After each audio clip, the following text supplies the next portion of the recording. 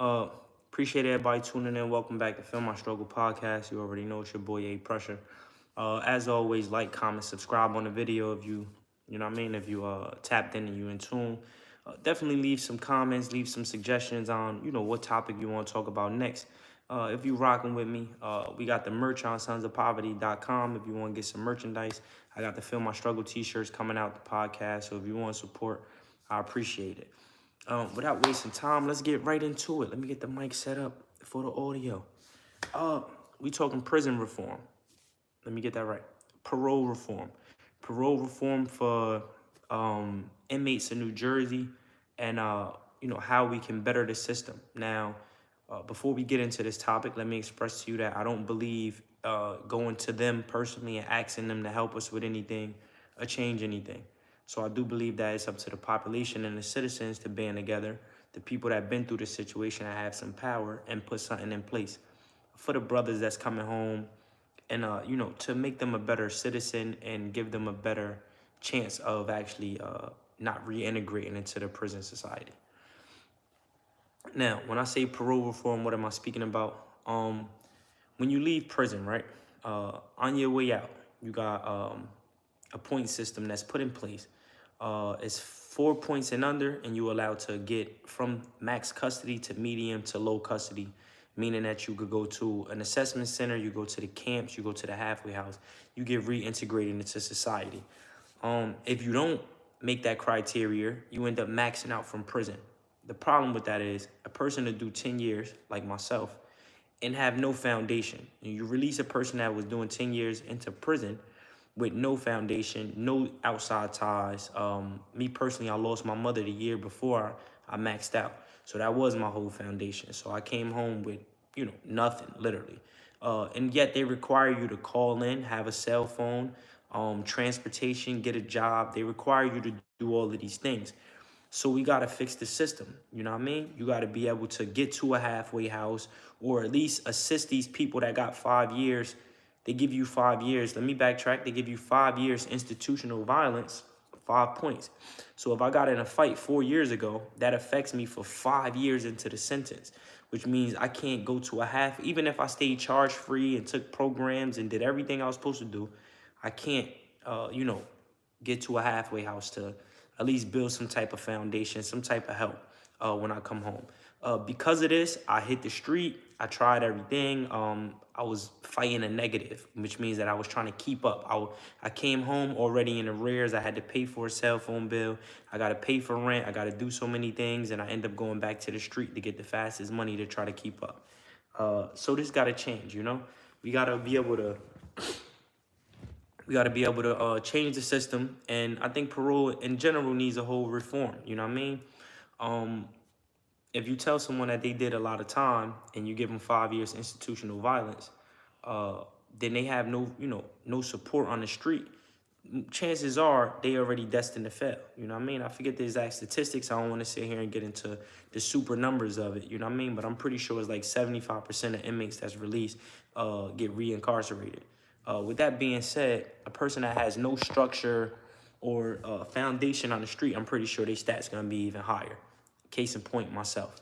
So we gotta figure out if we could band together to get some type of program in New Jersey for the inmates that's maxing out, that don't have the option to go to a halfway house, that don't have an option to go to Kentuck or things like that.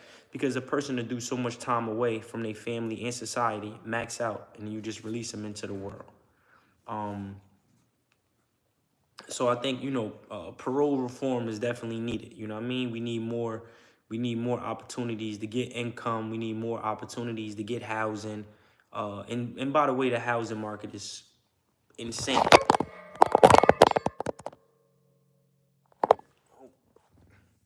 We dealing with technical difficulties. Hold up now. All right. So the housing market is insane as far as if you have a criminal background. Like, they do credit check. They do credit check, they do background check, they do all of these things. So even if you can afford to stay in a nice house, you got to stay somewhere where they allow you at, you know what I mean? Which is usually back in the same neighborhoods that initially sent you to jail. So even when they say change your person, place of things, it's hard to change your person, place of things when you're not allowed to live anywhere else but the places you committed crimes in, or, you know, was around, whatever the case may be. So yeah, for everybody that's tuning in, I appreciate y'all. I see y'all commenting. What's up, Mama? I know that's you now. I already know. I appreciate the support. Yeah, so we talking parole reform. So we got to figure out a way to, you know, make some type of communion house, some type of house where if you get paroled and you haven't been to an assessment center, you haven't been to a halfway house, you know, you can have some type of ground to stand on. You know what I mean? Otherwise, we're going to keep brothers constantly going in through the cycle. And I honestly think that's what they want. You know, they get paid for this. If everybody stopped committing crimes, then there will be no parole officers. There will be, you know, countless jobs lost because people are doing the right thing. So, of course, they're going to set you up to, you know, to fail. But we can't keep losing brothers to this. So I think we need some type of house where it's like, okay, if people are coming home, they're not being sent to the halfway house, they're not being sent to these places, they could come here, they could get a job, they could establish themselves further so they don't get reintegrated into the prison system. I know me personally, when I came home on parole, automatically they required me to have a cell phone and some form of contact. So you're giving me a bill and I don't have a source of income. Now, they knew my mom passed, so they already know that I don't have proper housing or a structured foundation. You dig what I'm saying? And then, so you know, these is things that's needed. Not to mention, I feel like 5 years institutional violence is a harsh sentence for somebody that's in prison. You know what I mean? Chances are you're going to get into a fight in prison, and I understand that, you know, you got to get penalized. So they penalize you by sending you to lock up and then add seg. And then on top of that, they give you institutional violence. You know what I mean? So I think we got to kind of figure that shit out. At least not 5 years. You know what I mean? Maybe 2 to 3 years. Cool. But at a certain point, you got to lower that. 5 years off a sentence is like one fight. You're never going to a halfway house. You know what I mean? Not only that, but as far as parole reform, they got a snatchback policy, which I also suffer from. Meaning that if you do catch a new charge, you violate parole. If you got contact with police, you violate parole. Even if you're found not guilty, you could violate parole. That's a harsh thing to do to somebody that's trying to reestablish themselves in society. Let me give you an example. I built a business, a brand. I was a personal trainer at Bodyworks. I spent 18 months to 2 years building a clientele. Anybody that's a personal trainer will tell you how hard that is to personally build up clientele that believe in you enough to spend their money with you and be dedicated, because it's hard to find gym clientele that's going to be dedicated to it. You get short windows and you get long-term clients. So people might come for 2 months, people might come for 2 years, people might be lifelong clients. I build up a whole stable, a whole clientele. You know, I got bills, I got things, I got life going on. I'm reintegrated into society, and I'm participating in the proper way. And when you trying to do these things, you catch a new charge, right? Me, I catch a new charge. Later on, I get found not guilty of it. I get found not guilty of it by parole and also by the state. But what happens is I spend 6 months in jail while I'm trying to figure the case out. Car get repossessed. I fall behind on bills. I lose my client. I lose my job, money. Not to mention, you know, your family go through the most trial and situation because you constantly just pulling people in and out. There is no space, you know what I mean? There is no, or a fair space. At least if you're not guilty until you're found guilty some way to, you know, based on a crime.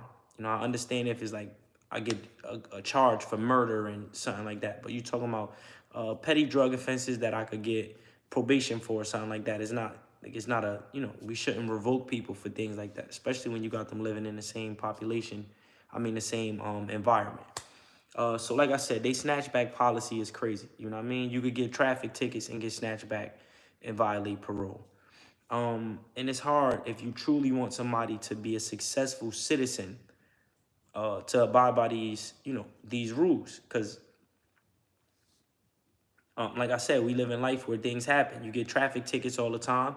You don't got to be a criminal to get a traffic ticket, but if you're on parole and you get a traffic ticket, you can violate parole. You got police contact.